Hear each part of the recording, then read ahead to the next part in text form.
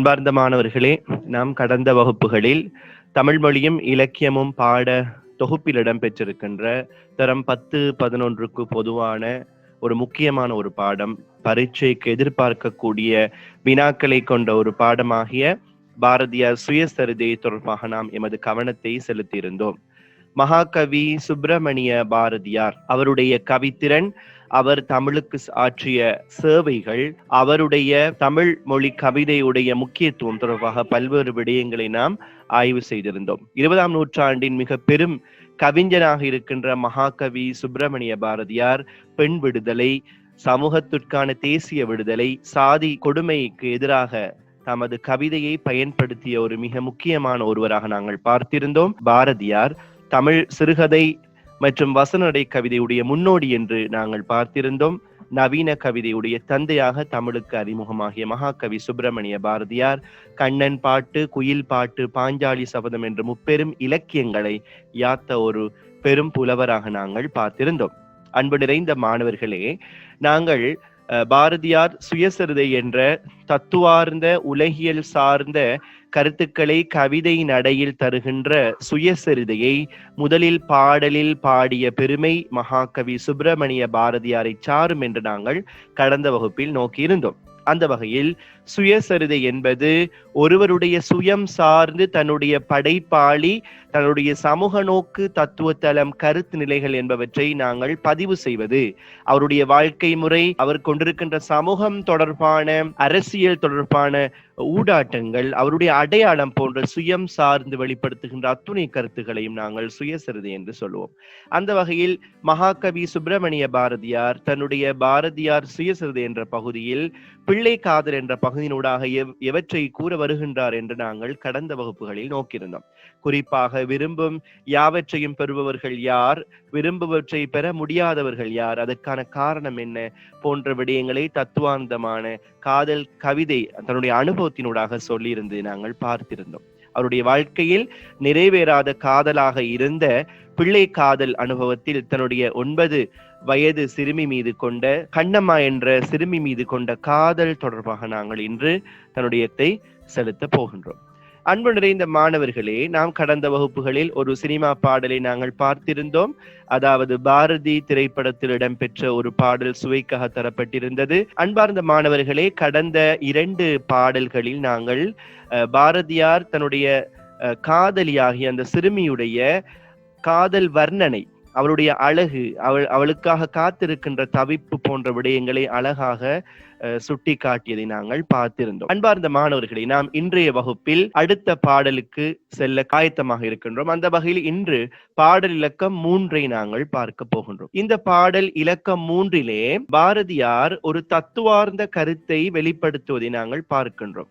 பாரதியாருடைய தத்துவ நோக்கு நிலை சார்ந்து தன்னுடைய வாழ்வியலை நோக்குகின்ற தளமாக இந்த பாடலை நாங்கள் பார்க்கலாம். அந்த வகையில் இந்த பாடலை முதலில் நாங்கள் பார்த்துவிட்டு பாடல் கூறுகின்ற செய்திகளை பற்றி யோசிப்போம். அன்பார்ந்த மாணவர்களே, இந்த பாடல் 3வது இடம் பெற்றிருக்கின்ற பாடல். இதற்கு தலைப்பிடப்பட்டிருக்கிறது விரும்புவதை அடைவதற்கான வழிமுறைகள். இந்த பாடலில் ஒருவர் நன்மையை விரும்புவராக இருந்தால் அந்த விருப்பத்தை எவ்வாறு அடைந்து கொள்ளலாம் என்ற வழிகளை தத்துவார்ந்த கருத்தோடு இந்த பாடலில் சொல்லியிருக்கின்றார் மகாகவி சுப்பிரமணிய பாரதியார். புலங்களோடு கரணமும் ஆவியும் போந்து நின்று விருப்புடன் மானிடன் நலங்களேது விரும்புவன் அங்கு அவை நன்னுறப்பெறல் திண்மம் தாமென இலங்கு நூலுணர் ஞானியர் கூறுவர் யானும் மற்றது மெய்யெனத் தேர்ந்துள்ளேன் விலங்கியற்கை இல்லையெனில் யாமெல்லாம் விரும்புமட்டில் விண்ணுறலாகுமே. இதுதான் இந்த பாடல். இந்த பாடலை நாங்கள் சந்தி பிரித்து பார்க்கலாம். தனித்தனி சொற்களாக சந்தி பிரிக்கின்ற பொழுது எங்களுக்கு இலகுவாக பொருளை பெற்றுக்கொள்ள முடியும்.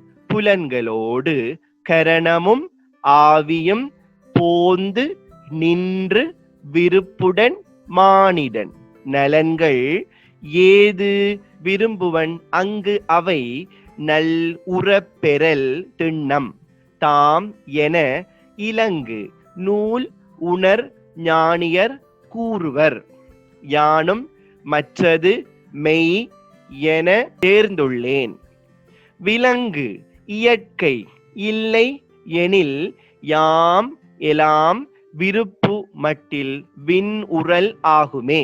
இது அந்த பாடலை நாங்கள் தனித்தனியாக சொற்களாக பதப்பிரிப்பு செய்கின்ற பொழுது, சந்தி பிரிப்பு செய்கின்ற பொழுது தனி சொற்களாக பெற்றுக் கொள்ளலாம். அன்பார்ந்த மாணவர்களே, இந்த பாடலிடம் பெற்றிருக்கின்ற கடினமான சொற்கள் எது, அல்லது எங்களுக்கு அந்நியமாக இருக்கின்ற சொல் வழக்கு எது என்று பார்க்கின்ற பொழுது புலன்கள். புலன்கள் எங்களுக்கு தெரியும். 5 புலன்களை பற்றி நாங்கள் அறிந்திருக்கின்றோம். ஐம்புலன்கள். புலன்கள் என்றால் 5 புலன்கள். நான் அதை தனியாக அடுத்த கட்டத்தில் விளக்கம் தருவதற்கு ஆயத்தமாக இருக்கிறேன்.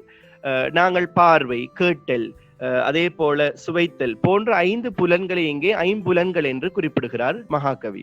கரணம் என்பது இந்து சமயத்துடைய தத்துவார்த்த சிந்தனையில் உதித்த ஒரு விதமான போக்கு. கரணங்கள் என்பது இங்கே 3 கரணங்கள்: புத்தி, சித்தம், அகங்காரம் என்கின்ற ஒரு சிந்தனை. புத்தி, சித்தம் நினைப்பு, அகங்காரம் என்கின்ற உள்ளத்தில் எழுகின்ற ஒரு விதமான எண்ணம். ஆவி, ஆவி என்பது உயிர், முழுமூச்சாக இருந்து செய்வது. போந்து என்பது ஒன்றாக சேர்ந்து, மானிடன் என்பவர் மனிதன். நலன்கள் என்பது நன்மைகள். நன்னுரல் பெறல் என்பது விரும்பியதை பெறுவது. நன்னுரல் விரும்பியவற்றை பெறுவது. திண்ணம் என்பது உறுதி. இலங்கு என்பது தோன்றுதல். விண் என்பது வானம்.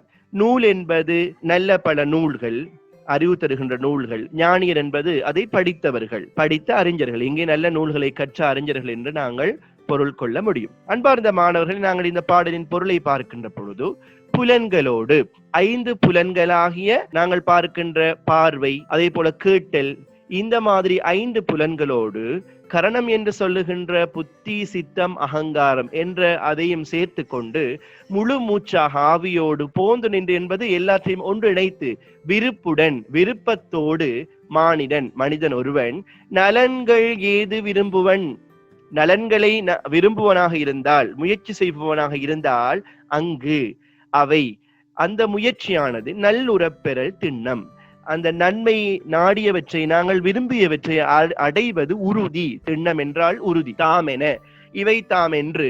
இலங்கு, இலங்கு என்றால் தோன்றுகின்ற நூலுணர், நூல்களை கற்ற உணர்ந்த ஞானியர் கூறுவர். ஞானி என்று அழைக்கப்படுகின்ற அவர்கள் கூறுவார்கள். சரிதானே? யானும் மற்றது, நானும் கூட இத்தகைய விஷயங்களை மெய் என தேர்ந்துள்ளேன், உண்மை என்று தெரிந்து வைத்துள்ளேன், அறிந்துள்ளேன். விலங்கு இயற்கை, விலங்கு இயற்கை என்பது விலங்குக்கு இயற்கையாக இருக்கின்ற குணம். விலங்கு இயற்கை என்பது விலங்குக்கு இயற்கையாக இருக்கின்ற குணங்களை விலங்கு இயற்கை என்று சொல்லப்படுகிறது. இங்கே பாருங்கள், விலங்கு இயற்கை என்பது பலவற்றிலும் ஆசைப்படுகின்ற குணம். விலங்குகளுக்கு எல்லாவற்றிலும் ஆசைப்படுகின்ற குணம் இருக்கிறது. உதாரணத்திற்கு நாங்கள் பார்ப்போம், ஒரு தோட்டத்தில் ஒரு ஆடு நுழைந்து விட்டால் அந்த ஆடு என்பது ஒரு மரத்தை, ஒரு செடியை அங்கே கடித்து சாப்பிடாது. ஏன் என்று சொல்லுங்கள் பார்ப்போம். அது எல்லா செடிகளிலுமே வாயை வைக்கிறது, வாய் வைத்து கடிக்கிறது. ஆகவே ஒன்றில் ஆசைப்பட்டு அவற்றை முழுமையாக அடைந்து கொள்ளாமல் எல்லாவற்றுக்கும் ஆசைப்படுகின்ற குணம், அதை நாங்கள் விலங்கு இயற்கை என்று பாரதியார் இங்கே பதிவு செய்கிறார். இல்லையெனின், அப்படியான குணம் ஒன்று இல்லையாயின், நாம் எல்லாம், அதாவது யாம் என்பது நாங்கள் எல்லோருமே விரும்பும் மட்டில் விருப்பம் கொள்ளுகின்ற பொழுது விண்ணுரல், விண் என்பது வானம், வானத்தை அடைய முடியும் என்று சொல்வது சொர்க்கம் என்ற உயர்ந்த லட்சியத்தை அல்லது உயர்ந்த சிந்தனையை நாங்கள் அடைந்து கொள்ள முடியும் என்று அந்த பாரதியார் குறிப்பிடுகின்றார். இந்த பாடலில் 5 புலன்கள் பற்றி பேசப்படுகிறது. புலன்கள் என்றால் நான் ஏற்கனவே சொல்லியது போல சுவை. சுவை என்பது நாக்கு என்ற பொறியின் ஊடாக பெற்றுக்கொள்வது. ஐம்பொறிகள் என்பது நாக்கு, கண், தோல், செவி, மூக்கு என்று நாங்கள் சொல்லுவோம். அந்த ஐம்பொறிகளூடாக ஐம்புலன்களை, உணர்வுகளை பெற்றுக் கொள்கின்றோம். சுவை என்பது நாக்கிலிருந்து கிடைக்கின்ற ஒரு விதமான உணர்வு. அதே போன்று கண்ணென்ற பொறியிலிருந்து கிடைக்கின்ற ஒரு புலன், ஒளி, அதாவது பார்வை என்று சொல்லுவோம். அதே போன்று தோல், டச்சிங் என்று சொல்லுகின்ற ஊறு, தொடுகை என்று நாங்கள் உணர்ந்து கொள்ளுகின்றோம். செவி என்ற அந்த காதுகளில் இருந்து கிடைக்கக்கூடியது ஓசை. மூக்கின் ஊடாக நாங்கள் நாற்றம், நாற்றம் என்றால் உண்மையில் வாசனை, மனத்தை நுகர்ந்து கொள்ளுகின்றோம் என்று 5 புலன்கள் தொடர்பாக கருத்தை சொல்லுகின்றார். அதாவது இந்த 5 புலன்களையும் நாங்கள் அடக்கி கொள்ள வேண்டும். ஒருவருடைய வெற்றிக்கு அடிப்படையாக இருப்பதை பாருங்கள், இந்த 5 புலன்களை அடக்க வேண்டும். நினைத்ததெல்லாம் பார்க்க முடியாது, நினைத்ததெல்லாம் கேட்க முடியாது, நினைத்த அனைத்தையுமே அனுபவிக்க முடியாது. இப்படி நாங்கள் கட்டுக்கோப்போடு, கட்டுப்பாடாக எங்களுடைய உள்ள உலகத்தை எங்களுடைய 5 புலன்களை பொறிகளை அடக்குகின்ற பொழுது நாங்கள் விரும்பியவற்றை சாதிக்கலாம். இதைத்தான் புத்த பகவான் ஒளியாக ஞான ஒளியாக பெற்று காட்டினார். 5 புலன்களை அடக்கி கொண்டு ஞானத்தை பெற்றார். உலகத்தில் ஞானத்தை பெற்றவர்கள் எல்லாம் சுகபோகமாக வாழ்ந்தவர்கள் அல்ல, இந்த 5 புலன்களையும் அடக்கியவர்கள் என்ற ஒரு தத்துவாந்த சிந்தனையை இங்கே சொல்ல விளைகின்றார் மகாகவி சுப்பிரமணிய பாரதியார். கரணங்கள் என்று சொல்லுகின்ற பொழுது புத்தி, அதாவது அறிவு, சித்தம் என்பது நினைத்தல், அகங்காரம் என்பது அதையே தேட்டமாக கொண்டு அதை ஒரு உத்வேகமாக கொண்டு அதை அடைய வேண்டும் என்ற ஒரு ஊக்கத்தோடு தொழிற்படுதல். இந்த 3 அந்த சிந்தனைகளையும் வைத்து இன்னும் ஒரு விடயத்தையும் சொல்லுகின்றார். ஒரு விடயத்தை நாங்கள் தெளிவாக தொடர்ந்து நன்மையை பெற முயற்சி செய்வோமாக இருந்தால் நாங்கள் நிச்சயமாக அதை அடைந்து கொள்ளலாம் என்று பாரதியார் சொல்லுகின்றார். அது மட்டுமல்லாமல் இங்கே விலங்கியற்கை என்ற ஒரு விடயம் சொல்லப்படுகிறது. அன்பார்ந்த மாணவர்களே, இந்த சொல் அதிகமாக எங்களுடைய பரீட்சைகளில் கேட்கப்பட்ட ஒரு வினாவாக இருக்கிறது. நாங்கள் பிற்பட்ட சந்தர்ப்பங்களில் நாங்கள் வினாக்களுக்கு செல்ல இருக்கின்றோம். இந்த இடத்தில் நான் நினைவுபடுத்திக் கொள்ள ஆசைப்படுகின்றேன். விலங்கியற்கை என்றால் என்ன என்று பகுதி 3 குறு வினா விடையில் கேட்கப்பட்டிருக்கிறது. ஆகவே பலவற்றிற்கு ஆசைப்படும் குடம் என்ற ஒரு விடயத்தை நீங்கள் அறிந்து வைத்துக் கொள்வது மிக சிறப்பாக இருக்கும் என்று நான் நினைக்கின்றேன். அன்பார்ந்த மாணவர்களே, நாங்கள் இந்த பாடலில் வெளிப்படுத்துகின்ற கருத்தை பார்க்கின்ற பொழுது இது ஒரு தத்துவார்ந்த சிந்தனை இந்த பாடலில் சொல்லிவிடுகின்றார். மகாகவி சுப்பிரமணிய பாரதியார் பிள்ளை காதலினூடாக 10 வயதில் ஏற்பட்ட ஒரு அனுபவம், தனது சிறிய வயதில் ஏற்பட்ட ஒரு காதல் அனுபவத்தை, பாலிய ஒரு காதல் அனுபவத்தை சொல்லுவதற்கு இந்த இடத்தில் விளைகின்றார். அதே நேரத்தில் உலகியல் காதலை சொல்லுகின்ற அதே நேரத்தில் ஒரு தத்துவார்த்தமான ஒரு சிந்தனையும் இங்கே வைத்து விடுவதை நாங்கள் பார்க்கின்றோம். அந்த வகையில் ஒருவர் விரும்புவதை அடைவதற்கான வழிகளை இந்த பாடலில் கூறுகிறார். அது மட்டுமில்லாமல் விரும்பும் போது விண்ணுலகம் அடைய, சொர்க்கத்தை அடைவதற்கு விளக்க வேண்டிய குணங்களை பற்றியும் இவர் பேசுகிறார். என்ன பேசுகிறார்? ஒருவர் விரும்புவதை அடைவதற்கான விடயங்கள் புத்தி, சித்தம், அகங்காரம் போன்ற விடயங்களையும், அந்த கரணம் என்று சொல்லக்கூடிய விஷயங்களையும், ஆவியையும் தன்னுடைய முழு மூச்சாக அந்த உயிரை உருக்கி நாங்கள் செய்கின்ற பொழுது, 5 புலன்களை அடக்கி செய்கின்ற பொழுது ஒருவர் விரும்பியவற்றை அடைந்து கொள்ள முடிகிறது.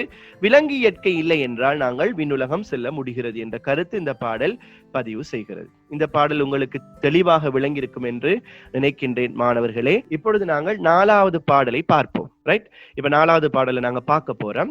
இந்த 4வது பாடலையும் ஒரு தத்துவார்ந்த கருத்தை பாரதியார் பதிவு செய்கிறார். நீங்க ஒண்ணு நினைச்சு கொள்ளணும், பாரதியார் தன்னுடைய 10 வயதில் அல்லது சிறு வயதில் பாடல் பாடிய பாடல் அல்ல இந்த பாடல். சிறு வயது முதல் ஏற்பட்ட அனுபவத்தை தொடர்ந்து வாழ்க்கை வரலாறாக தன்னுடைய பாரதியார் சுயசரிதையில் சொல்லி செல்கின்றார். சின்ன வயதில் ஏற்பட்ட பிள்ளை காதல் அனுபவத்தை பெரிதாக வளர்ந்த பிறகுதான் இதை சொல்லுகின்றார். ஆகவே தத்துவார்ந்த கருத்து எப்படி சாத்தியமாகும் என்ற வினாக்களை நாங்கள் கேட்கக்கூடாது. ஏனென்று சொன்னால் பாரதியார் சிறு வயதில் இருக்கின்ற பொழுது இந்த பாடலை பாடவில்லை. அவர் பெரிதாக வளர்ந்த பிறகுதான், அவருடைய தத்துவ முதிர்ச்சியின் பிறகுதான் இந்த பாடல் வடிவமைக்கப்படுகின்றன, எழுதப்படுகின்றன. தன்னுடைய அனுபவத்தை கோர்த்து சுயசரிதையாக எழுதுகின்ற பொழுது பிள்ளை அனுபவத்தையும் இங்கே சொல்லுவதாக காட்டப்படுகிறது. அந்த வகையில் 4வது பாடலுக்கு நாங்கள் செல்லலாம். ஒருவர் தான் கூற வந்த விடயத்தை அடையாமல் போவதற்கான காரணத்தை இந்த பாடலில் பதிவு செய்வதை நாங்கள் பார்க்கின்றோம். இப்ப பாருங்க, இந்த பாடலை நான் ஒரு வாசிச்சு காட்டுறேன். சூழும் மாய இவ்வுலகினில் காணுறும் தோற்றம் யாவையும் மான தம் ஆகுமால் ஆளும் நெஞ்சகத்து ஆசையின் உள்ளதேல் அதனுடைய பொருள் நாளை விளைந்திடும். தாளும் உள்ளத்தார் சோர்வினர் ஆடுபோல் தாவி தாவி பல பொருள் நாடுவோர் வீழும் ஓர் இடையூற்றுக்கு அஞ்சுவோர் விரும்பும் யாவும் பெறார் இவர் தாம் அன்றோ.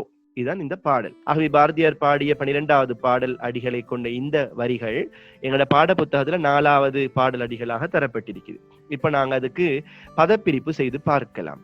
சூழும் மாய உலகினில் காணுறும் அதை நான் சேர்த்திருக்கிறேன். தோற்றம் யாவையும் மான தம் ஆகுமால் ஆள நெஞ்சு அகத்து ஆசையின் உள்ளதேல் அதன் உடை பொருள் நாளை விளைந்திடும். தாளும் உள்ளத்தர் சோர்வினர் ஆடு போல் தாவி தாவி பல பொருள் நாடுவோர் வீழும் ஓர் இடையூற்றுக்கு அஞ்சுவோர் விரும்பும் யாவும் பெறார் இவர் தாம் அன்றே. சரி, இப்ப உங்களுக்கு இந்த பாடலுடைய பதப்பிரிப்பு விளங்கி இருக்கும். இப்ப பாருங்க பிள்ளைகளே, இந்த ஒவ்வொரு சொற்களையும் உங்களுக்கு எந்த சொல் கஷ்டமா இருக்குது என்று பாருங்க. சூழும்.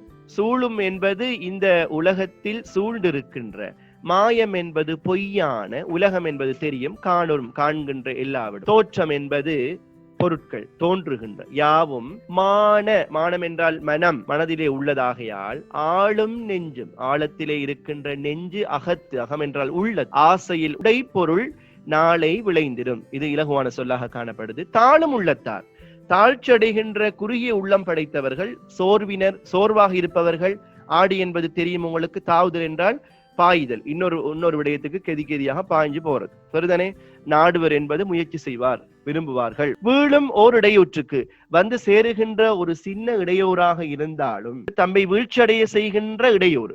வீழுதல் என்பது வீழ்ச்சி அடைதல், தம்மை நோக்கி வருகின்ற வீழ்ச்சி அடைகின்ற இடையூறு எல்லாவற்றுக்குமே பயப்படுவார்கள். அஞ்சுதல் என்றால் பயப்படுதல். விரும்பும் யாவும் பெறார், விரும்புகின்ற எதையும் பெறார், பெறமாட்டார்கள். இவர் தாம் அன்றே, இவர்தான் விரும்பி எதையுமே பெறமாட்டார்கள் என்று இந்த பாடல்ல சொல்லப்படுது.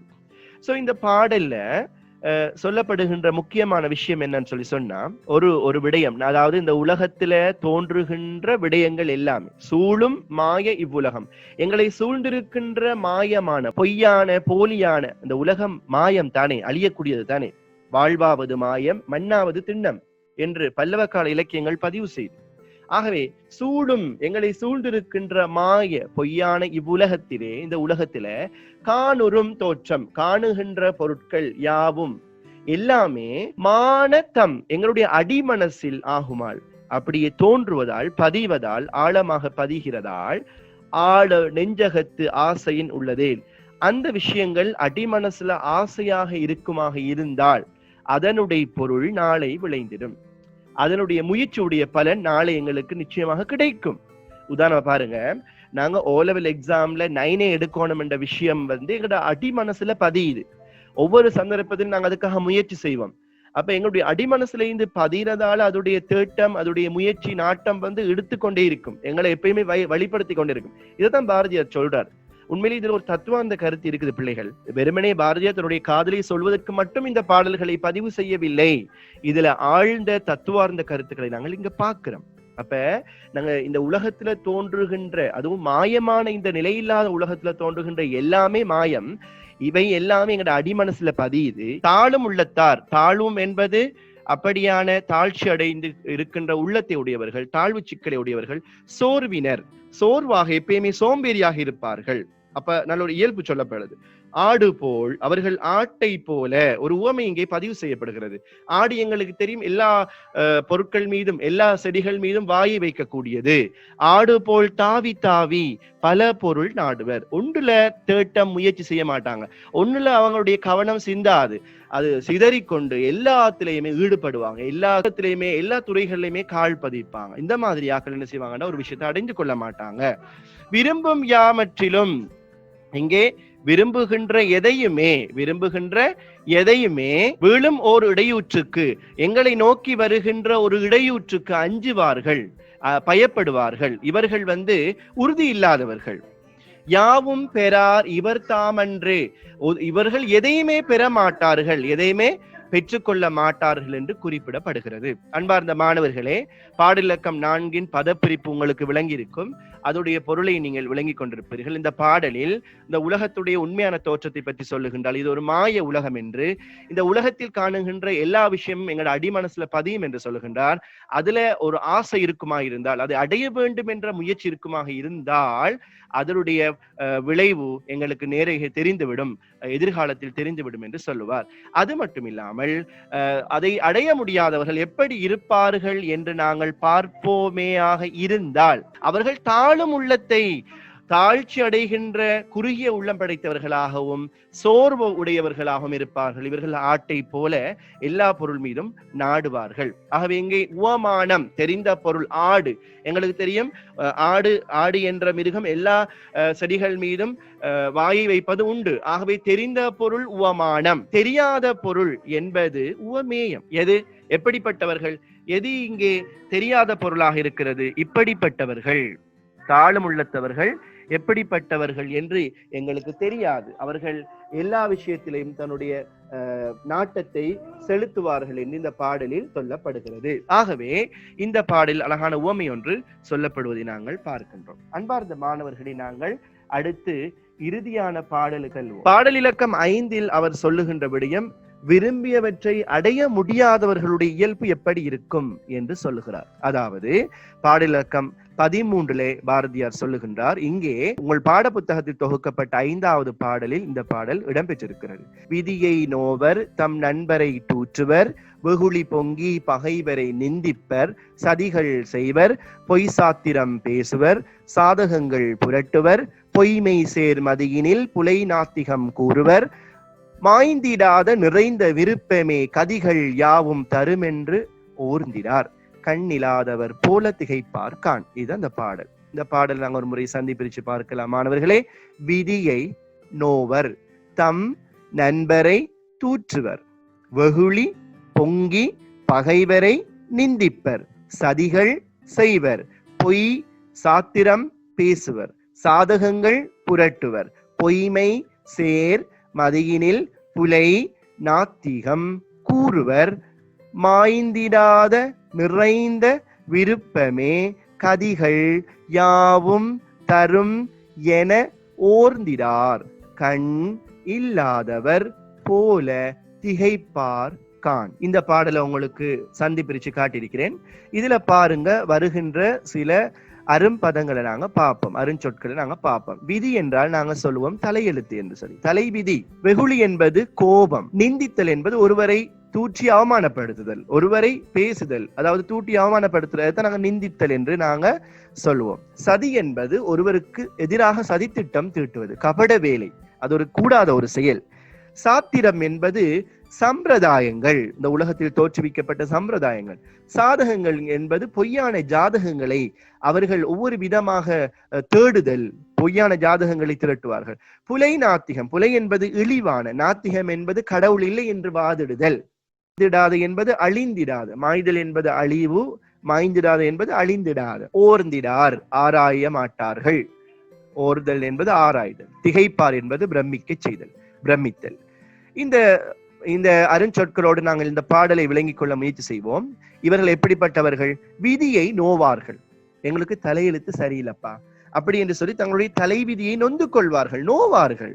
எங்களுடைய தலையெழுத்து சரியில்லை என்று இந்த முயற்சியை அடைய முடியாதவர்கள், தாம் விரும்பியவற்றை அடைய முடியாதவர்கள், மேற்சொன்ன பாடலில் தங்களுடைய அந்த இலக்குகளை அடைய முடியாதவர்கள் என்ன சொல்லுவார்கள் என்றால், அவர்களுடைய இயல்புகள் எப்படி இருக்கும் என்றால், விதியை நோவார்கள், தங்களுடைய விதிகளை நொந்து கொள்வார்கள், தம் நண்பரை தூற்றுவர். தங்களுடைய நண்பர்கள் எல்லாரையுமே பேசுவாங்க, இவங்க தான் எனக்கு காரணம், நான் வழிகட்டத்துக்கு இவர் தான் காரணம், என்னுடைய முயற்சி தோல்வியடைந்ததுக்கு இவர் தான் காரணம் என்று நண்பர்களை தூற்றிக் கொள்வார்களாம். வெகுளி பொங்கி கோபம் மிக பகைவரை நிந்திப்பர். யார் யாரெல்லாம் இவருக்கு பகைவர்களா இருக்கிறாங்களோ அவங்க எல்லாரையுமே நிந்திப்பாங்களாம். எப்படி என்று சொன்னால், இவங்க தான் எங்களுக்கு சதி செஞ்சிருப்பாங்க, இவங்களால தான் எங்களுக்கு இந்த நிலைமை என்று சொல்லி சதிகள் செய்வர், சதி திட்டங்களை தீட்டுவார்கள். நாங்கள் உலகத்துல பாக்குறோம் இந்த மாதிரி ஆக்களால எவ்வளவு குழப்பங்கள் வருது என்று சொல்லி. பொய் சாத்திரம் பேசுவர், பொய்யான சாத்திரங்களை தங்களுக்கு ஆதாரங்களை திரட்டி கொண்டு பேசுவாங்க. பொய் சாத்திரம் பேசுவது, பொய்யான சாத்திர சம்பிரதாயங்கள் எல்லாம் எடுத்து சொல்லுவாங்க. சாதகங்கள் புரட்டுவர், பொய்யான சாதகங்களை புரட்டி பார்ப்பார்கள், சாஸ்திரங்களை ஜாதகங்களை சொல்லுவாங்க. பொய்மை சேர், பொய்மையாக இருக்கக்கூடிய பொய்மை சேர், பொய்கள் நிறைந்த மதியினில், மதி என்றால் புத்தியில், அவர்களுடைய தலையில அவர்களுடைய அறிவில் இருக்கிறது எல்லாம் பொய், அப்படியான புத்தியில் புலை நாத்திகம், இழிவான நாத்திகம் கூறுவர். கடவுள் இல்லை என்று வாதிடுவார்கள், கடவுளே இல்லை என்று எல்லாம் சொல்லுவார்களாம். மாய்ந்திடாத நிறைந்த விருப்பமே, அழிவில்லாத நிறைந்த விருப்பமாக இருக்கின்ற விருப்பமே கதிகள் யாவும் தரும். இந்த உலகத்தில கதி என்பது முக்தியை தரும் என்று ஓர்ந்திடார், ஆராய்ந்து பார்க்க மாட்டார்கள். கண் இல்லாதவர்களை போல, கண் இல்லாதவர்கள் எப்படி இருப்பார்கள்? அவர்களை போல திகைப்பார் கான். இங்கே அழகான உவமை ஒன்றும் சொல்லப்பட்டிருக்கிறது. கண் இல்லாதவர்கள் எப்படி ஒரு வழியில் தடுமாற்றத்தோடு அங்கும் இங்கும் தெரியாமல் ஒரு இடத்தில் ஸ்தம்பிதமாவார்கள், அதே போலதான் இந்த பொய்யான புலை நாத்திகம் பேசுகின்ற அறிவில்லாத இப்படிப்பட்ட சோம்பேறிகள் வழி தெரியாமல் தடுமாறுவார்கள், திக்குமுக்காடுவார்கள். ஆகவே உவமானம் தெரிந்த பொருள் கண் தெரியாதவர்கள், கண் இல்லாதவர்கள் தெரியாத பொருள் இப்படிப்பட்டவர்கள், எப்படி இழிவானவர்கள், பொதுத்தன்மை, அதாவது செய்கின்ற வழி என்று என்னவென்று தெரியாமல் ஒரு இடத்தில் ஸ்தம்பிதமாக. அன்பார்ந்த மாணவர்களே, இந்த பாடலுடைய பொருளை நாங்கள் பார்த்திருக்கின்றோம், உங்களுக்கு விளங்கியிருக்கும் என நம்புகின்றேன். இந்த பாடல் மூலமாக மகாகவி சுப்பிரமணிய பாரதியார் தாம் விரும்புவற்றை அடைய முடியாதவர்களுடைய இயல்புகளை சொல்லுகின்றார். இந்த விடயங்கள் கூட பாடப்பரப்பில் எக்ஸாமுக்கு வரும் என்று நினைக்கின்றேன்.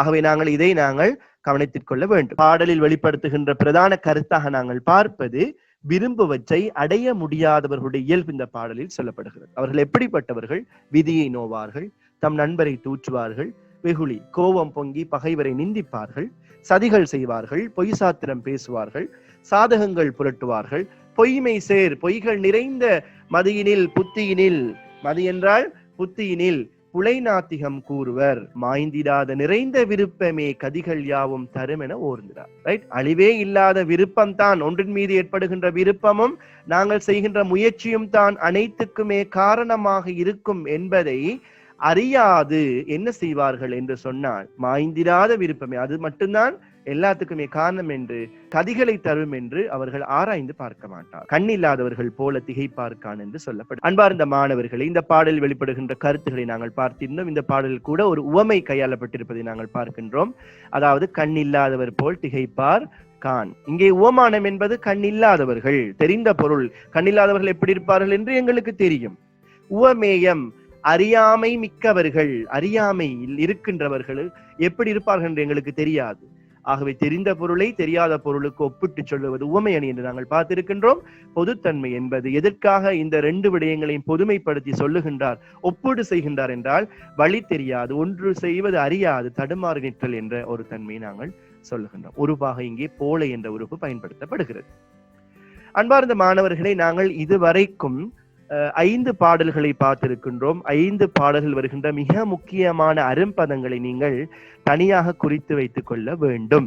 ஏனென்று சொன்னால், இந்த பாடலுடைய ஒத்த கருத்து அல்லது எதிர்ப்பதங்களை குறித்து நாங்கள் பகுதி 1 நாங்கள் பரீட்சை வினாக்களுக்கு எதிர்பார்க்க முடியும். இந்த பயிற்சிகளை நீங்கள் செய்து பாருங்கள். இதை தவிர நாங்கள் பரீட்சை எதிர்பார்க்கின்ற சில வினாக்களை நாங்கள் இப்பொழுது கலந்துரையாடலாம். பாரதியார் பிள்ளை காதலை எவ்வாறு விவரிக்கிறார் என்ற ஒரு வினாக்களை பகுதி 3 கட்டமைப்பு வினாவில் கேட்கின்ற பொழுது நீங்கள் குறிப்பாக நீங்கள் சொல்லுவதில்லை, அதாவது குறிப்படுத்தீங்க, நான் பாயிண்ட்ஸ் ஃபார்ம்ல காட்டியிருக்கிறேன், அதை போல நீங்க சொல்லாம ஒரு பந்தி அமைப்புல அதுக்கான விடைகளை எழுத வேண்டும். பாரதியார் சுயசரிதை என்றால் என்ன என்று ஒரு பந்தியில் குறிப்பிட வேண்டும். 3-4 வரிகளை கொண்ட ஒரு பந்தியில் நீங்கள் குறிப்பிட வேண்டும். மகாகவி சுப்பிரமணிய பாரதியாரால் பாரதியார் சுயசரிதை என்ற பகுதியில் பிள்ளை காதல், அவருடைய சிறுவயது பாலிய காதல் அனுபவங்கள் பேசப்படுகிறது. பால்ய என்றால் சிறுவயது. பிள்ளை காதலை பின்வருமாறு விவரிக்கிறார் என்று ஒவ்வொரு பந்திலே நீங்க அழகாக தெளிவாக சுட்டிக்காட்டி எழுதுவது பொருத்தமாக இருக்கும். அங்கே பாருங்கள், நீரெடுக்க வருகின்ற பெண்ணுக்காக காத்திருக்கின்ற லட்சணங்களை சொல்லுகின்றார். அந்த பெண்ணை பின்தொடருகின்றார், பின்னலகை ஆராய்ந்து ரசிக்கின்றார், அவள் நினைவுகளோடு நீண்ட காலம் கழித்திருக்கின்ற இயல்புகள் சொல்லப்படுது. அவள் பார்த்து சிரிக்கின்ற பொழுது 5 புலன்களும் அழிந்து மீண்டும் புதிதாக பிறப்போம் என்று ஒரு விடயத்தை அங்கே பதிவு செய்கிறார். ஆகவே இந்த வினா உங்களுக்கு இலகுவான புள்ளிகளை பெற்றுத்தரும் என நினைக்கின்றேன். அன்பு நிறைந்த மாணவர்களை, நாங்கள் அடுத்ததாக பாடலில் வருகின்ற சில வினாக்களை நாங்கள் கேட்டு பார்ப்போம். விரும்பும் யாவற்றையும் பெற முடியாதவர்கள் யாவர் என்ற ஒரு விடயத்தை நாங்கள் பாடலிலிருந்து தெளிவுபடுத்திக் கொள்ள முடியும். ஆகவே நாங்கள் தொடர்ந்து பாடலுக்கு செல்லலாம். நாங்கள் இதுவரை பார்த்த பாடலில் இடம்பெறுகின்ற கருத்துக்களை சுருக்கமாக நாங்கள் ஆராய்கின்ற பொழுது, விரும்பும் யாவற்றையும் பெற முடியாதவர்கள் எப்படி இருப்பார்கள் என்று பாடலில் பாரதியார் பதிவு செய்கின்றார். அந்த வகையில் அவர்கள் கீழ்மை குணம் படைத்தோராக இருப்பார்கள், சோம்பேறிகளாக இருப்பார்கள், திருப்தி அடையாமல் பல பொருட்களில் ஆசைப்படுகின்றவர்களாக இருப்பார்கள், அதாவது விலங்கியற்கை உடையவர்களாக இருப்பார்கள், துன்பம் வந்து விடுமோ என்று பயந்து எதையுமே செய்யாமல் இருக்கின்றவர்களாக காணப்படுவார்கள் என்று பாரதியார் பதிவு செய்கின்றார். அன்பார்ந்த மாணவர்களை, நாங்கள் தொடர்ந்து பார்க்கின்ற பொழுது ஒருவர் நினைக்கின்ற விடயத்தை அடையாமல் போவதற்கான காரணம் என்ன? அங்கே கூற வந்த விடயம் அல்ல. ஒருவர் தான் எடுத்த விடயத்தை அடையாமல் போவதற்கான காரணம் தாழும் உள்ளம் படைத்தவர்களாக அவர்கள் இருப்பது, சோர்வுடையவர்களாக இருப்பது, ஆடு போல பல பொருளை நாடுவது, இடையூற்றுக்கு அஞ்சுவது போன்ற விடயங்களை நாங்கள் குறிப்பாக சொல்ல முடியும். நான் ஏற்கனவே கூறியது போல தாம் விரும்புவற்றை அடைய முடியாதவர்களுடைய இயல்பு எப்படி இருக்கும் என்று நான் வரிசைப்படுத்தியிருந்தேன். பாடலில் எனக்கு 5வது பாடலில் அங்கே குறிப்பிட்டிருக்கின்றார். இந்த விடயத்தை நீங்கள் குறிப்பெடுத்து வைத்துக் கொள்வது பொருத்தமாக இருக்கும். அன்பார்ந்த மாணவர்களே, இப்பொழுது நாங்கள் பாரதியாருடைய சுயசரிதையில் பாரதியார் எவ்வாறு பழமையை பேணி ஒரு முக்கியமான புதிய விஷயங்களை புகுத்திருக்கிறார் என்று நாங்கள் பார்க்கின்ற பொழுது, இந்த பாரதியார் சுயசரிதை ஏனைய இலக்கியங்களிலிருந்து ஒரு வித்தியாசமான கட்டமைப்பை கொண்டு காணப்படுவது மிக முக்கியமான ஒரு பண்பாக காணப்படுது. அது மட்டும் இல்லாமல் வாழ்க்கையில் தாம் முக்கியமானவை என்று கருதிய நிகழ்ச்சிகளை மட்டும்தான் இங்கே பதிவு செய்கிறார். அவர் பிறந்தது முதல் இறக்கின்ற வரைக்கும் பல்வேறு சம்பவங்கள் நடைபெற்றிருக்கிறது. அவர் இறக்கும் வரைக்கும் பல்வேறு சம்பவங்கள் நடைபெற்றிருக்கிறது. ஆனால் அவருடைய வாழ்க்கையில் எது முக்கியம் என்று நினைத்தாரோ அது மட்டும் இங்கே பதிவு செய்யப்பட்டிருப்பதை நாங்கள் பார்க்கின்றோம். உலகியல் தளத்திலும் ஆன்மீக தளத்திலும் வாழ்வை எவ்வாறு நோக்கலாம் என்ற ஒரு விடயத்தை அவர் சுட்டி காட்டியிருந்தார் இந்த பாடலில். தமது சுயத்தில் இன்பத்தை, தன்னுடைய சுயம் ஏற்படுகின்ற இன்பத்தையும் துன்பத்தையும் வெறுமையும் ஏற்படுத்திய நிகழ்ச்சிகளை அவற்றை அழகாக சுவைப்பட விளக்குகின்றார் மகாகவி. தனது வாழ்க்கையை கூறுவதை நோக்கமாக மட்டுமே கொள்ளாமல் நவீன தமிழ் சமுதாயத்தின் காதல், கற்பு நிலை, கல்வி, ஆன்மீகம் போன்ற விஷயங்களை உயர்ந்த அறிவுத்தளத்தில் தாரார். இதுல நிறைய விஷயங்கள் நாங்க பார்த்தோம். அது மட்டுமில்லை, தன் சுயசரிதையை வாசிப்பவர்களுக்கு தான் வாழ்ந்த கால இந்திய சமுதாய சூழலை வாசிக்கும்படியாக புரிந்து கொள்ளுகின்ற விதத்தில் அதை அமைத்திருக்கின்றார். உணர்வு, அறிவு ஆகியவற்றில் உள்ள பேதங்களை தகர்த்து இணக்கப்பாட்டை ஏற்படுத்துவதற்கான நிலையை அவர் காட்டுகின்றார். தமிழ் மரபுல காதலாக இருக்கின்ற பாரதி தமது கருத்து நிலையில் அந்த பலத்தையும் பாரதத்தை தாண்டி சர்வதேச மட்டத்துல தன்னுடைய உலகியல் கவிதையை வெளிப்படுத்துவதாக காணப்படுது. ஆகவே பாரதிய சுயசரிதையில பல்வேறு புதுமைகள் அவர் சேர்த்திருக்கிறார். இது இதுவரைக்கும் யாரும் பார்க்காத ஒரு விதமான வினா பகுதி. ஆகவே நாங்கள் அவற்றை கவனம் கொள்வது சிறப்பாக இருக்கும். அன்பார்ந்த மாணவர்களே, விரும்பும் யாவற்றையும் பெறுபவர்கள் யார் என்று நாங்கள் ஆப்போசிட் ஒரு கேள்வி கேட்போம் சொன்னா, நல்ல செயல்கள், நல்ல எண்ணங்கள் கொண்டவர்கள், 5 புலன்களையும் அந்த கரணங்களையும் உயிரையும் ஒன்றிணைத்து விடாமுயற்சியோடு தொடர்ந்து ஈடுபடுபவர்கள், விலங்கு இயற்கை குணம் என்ற எல்லாவற்றுக்கும் ஆசைப்படும் குணத்தை இல்லாமல் செய்தவர்கள், நீக்கியவர்கள் என்று நாங்கள் ஆப்போசிட்டாக நாங்கள் சொல்ல முடியும். பாரதியார் இவ்வாறு இருக்கும் என்று சொல்லுகின்றார், இவர்கள் இவ்வாறு இருக்க மாட்டார்கள் என்று. அதாவது இப்படியெல்லாம் இருப்பவர்கள் தான் உலகத்தில் ஒரு விடயத்தை அடைந்து கொள்ள மாட்டார்கள் என்று பாரதியார் சொல்லுகின்றார்.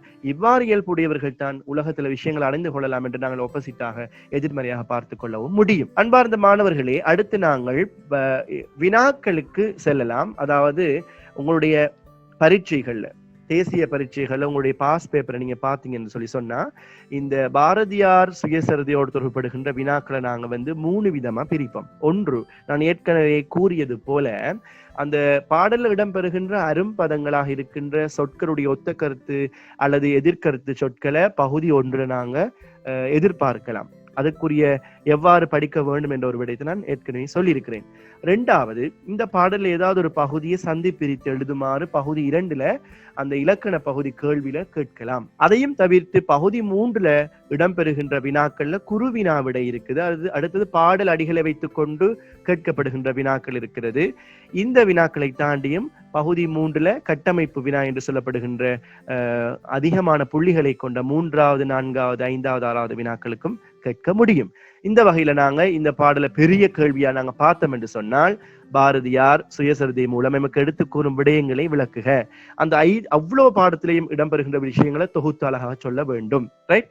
இப்ப சிறிய கேள்வி ஒன்றுக்கு வருவோம். கோத்த சிந்தனையோடு ஏகி அதில் மகிழ் கொண்டு நாட்கள் பல கழித்திட்டனன். இந்த பாடல் அடியை வைத்துக் கொண்டு கோத்த சிந்தனை என்பதன் மூலம் நீர் விளங்கிக் கொள்வது யாது என்று ஒரு விடயம் கேட்கப்பட்டிருக்கு. கோர்த்த என்பது கோர்க்கப்பட்ட சிந்தனை. அதாவது அந்த அவளுடைய காதலியுடைய நினைப்பிலேயே கோர்க்கப்பட்டு அவளோடைய ஒன்றித்து என்னுடைய சிந்தனை எல்லாம் போய்விட்டன என்று சொல்லுகின்றார். பல நாட்கள் வீணே செலவு செய்தவர் மகாகவி சுப்பிரமணிய பாரதியாராக நாங்க பார்க்கலாம் இந்த பாடல்ல. அது மட்டும் இல்லாம இந்த பாடலடிகளை தரலாம் பாருங்க. புலங்களோடு கரணமும் ஆவியும் போந்து நின்று விருப்புடன் மானிடன் நலன்கள் ஏது விரும்புவன் அங்கு அவை நன்னுறப்பெறல் திண்மம் தாமென இலங்கு நூலுனர் ஞானியர் கூறுவர் என்ற இந்த பாடலடிகளை தந்துட்டு மானிடர் விரும்புவற்றை அடையும் வழி எவை என ஞானியர் கூறுகின்றார்கள் என்று ஒரு வினாவை கேட்கலாம். அவங்க பாருங்க, இலங்கு நூலுணர் ஞானியர் எதை கூறுவார்கள் என்றால் புலங்களோடு கரணத்தையும் ஆவியையும் ஒன்று சேர்த்து விருப்பத்தோட மானிடன் நலங்களை விரும்ப வேண்டும் என்று இந்த பாடல்ல சொல்லப்படுது. விலங்கு இயற்கை என்ற தொடர் நான் ஏற்கனவே முன்னுக்கு ஞாபகப்படுத்தி இருந்தேன். விலங்கு இயற்கை என்ற ஒரு தொடர் மூலமாக விளங்கிக் கொள்ளுகின்ற விடயம், அதாவது விலங்குக்கு இருக்கின்ற இயல்பான எல்லாவற்றிலும் ஆசைப்படுகின்ற குணம் என்ற ஒரு விடயத்தை நாங்க விளங்கிக் கொள்ள வேண்டும். அன்பார்ந்த மாணவர்களே, இப்பொழுது இன்னும் ஒரு பாடல் அடியை பார்த்து கொள்ளலாம். காத்திருந்தவள் போம்பழி முற்றிலும் கண்கள் பின் அழகு ஆர்ந்து கழித்திட யாத்த தேர் உருளை படு மேளைதான். இந்த பாடல் அடிகளை வச்சுக்கொண்டு பார்க்கின்ற பொழுது தான் அனுபவித்தவையாக பாரதியார் குறிப்பிடுகின்ற விஷயத்தை எடுத்து காட்ட சொல்லப்படுது. எப்படி? அதாவது அந்த பெண்ணுக்காக காத்திருக்கின்ற பொழுது அவள் போகின்ற வழியெல்லாம் முழுமையாகவே தன்னுடைய கண்கள் என்ன செய்யும் என்றால் அவளுடைய பின் அழகை ஆர்ந்து அப்படி ஆராய்ந்து கழித்திடும், ரசித்திடும். அது எப்படி இருக்கும் என்றால் கோத்த தேருருளை, யாத்த தேருருளை, யாத்த என்பது செய்யப்பட்ட தேருடைய அந்த உருளை இருக்குது தானே, அதாவது சக்கரத்தில் படுகின்ற சிக்கி தவிக்கின்ற மேளை, சிறிய விலங்குகளை போல, கொம்பில்லாத சிறிய விலங்கை போல ஆண்டு தேர் செல்லும் ஆங்கிலும் பெற்றன கோத்த சிந்தனையோடு ஏகி, அவளுடைய சிந்தனையோடு நான் சிக்கப்பட்டு அப்படி இழுபட்டு போகின்றேன் என்று அழகாக சொல்லுவதாக இந்த பாடல் அமைக்கப்பட்டிருப்பதை நாங்க பார்க்கிறோம். ரைட். அடுத்து நாங்க பார்க்கலாம், பெண்ணின் மீது பாரதி கொண்ட அளவற்ற காதல் வெளிப்படுமாற்றை விளக்குக. முதலாவது என்ன செய்யறான்னு சொன்னா, பாரதியார் அந்த கவிதையில பெண்ணுடைய அந்த தலைவியுடைய காதல் அனுபவத்தை சொல்வதற்கு முதல் காதலியை புகழுகின்றார். பூத்த ஜோதி வதனம், இந்த பாடலை பொறுத்த வரைக்கும் அவருடைய அழகு எப்படி இருக்கிறது? பூத்த ஜோதி வதனம், அவருடைய முகம் சோதி பெறுகின்ற பூத்த ஜோதியை போல இருக்கிறது. அவள் திரும்பி பார்த்தால் நான் என்ன செய்வேன்?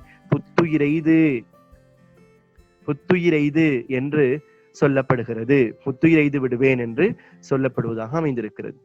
அன்பார்ந்த மாணவர்களை, இன்னும் ஒரு கேள்வியை நாங்கள் பகுதி 3 கேட்டு பார்க்கலாம். பாரதியார் சுயசரிதை பாட பகுதியை வைத்துக் கொண்டு பின்வரும் வினாக்களுக்கு விடை தருக என்று கேட்டால் 2 விதமான அந்த வினாக்களை நாங்கள் அணுகுகின்றோம். ஒன்று, அந்த பாடலில் பாரதியார் காதல் உணர்வை எவ்வாறு சொல்லுகின்றார். பாடல் 1, 2 அழகாக சொல்லுகின்றார்.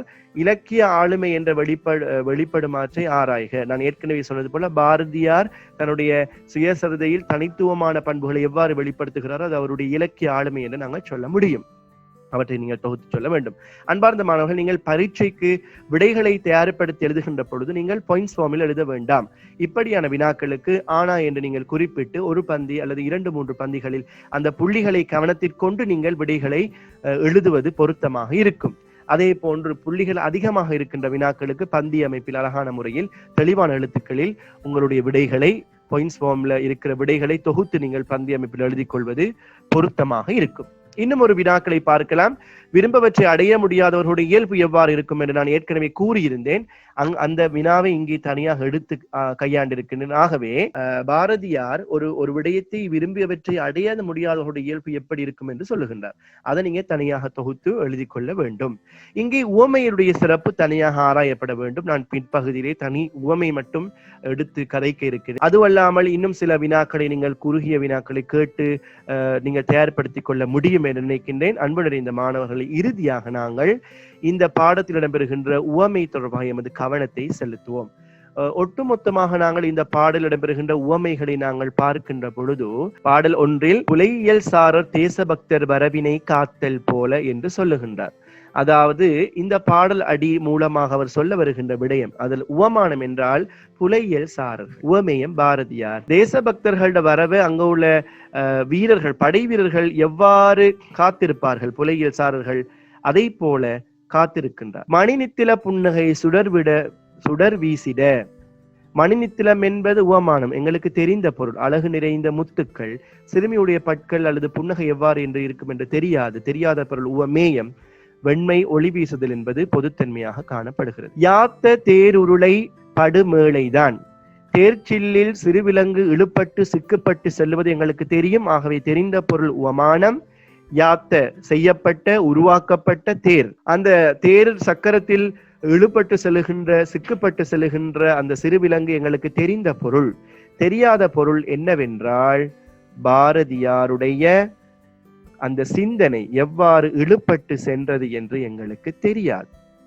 அப்ப உவமேயம் பாரதியாருடைய சிந்தனை இழுப்பட்டு செல்லுகின்ற விடம். பொதுத்தன்மை ரெண்டுமே இழுப்பட்டு சிக்கப்பட்டு போகின்ற தன்மையை அங்கே காட்டுவதற்கு பாரதியார் இந்த உவமையை கையாண்டிருக்கிறார். ஆடு போல் தாவி தாவி பல பொருள் நாடுவர். இங்கே தெரிந்த பொருள், ஆடு எங்களுக்கு தெரியும் எவ்வாறு பல பொருளில் ஆசைப்பட்டு தாவுகிறது என்ற விடயம் எங்களுக்கு தெரியும். ஆகவே தெரிந்த பொருள் ஆடு உவமானம் என்று சொல்லுவோம்.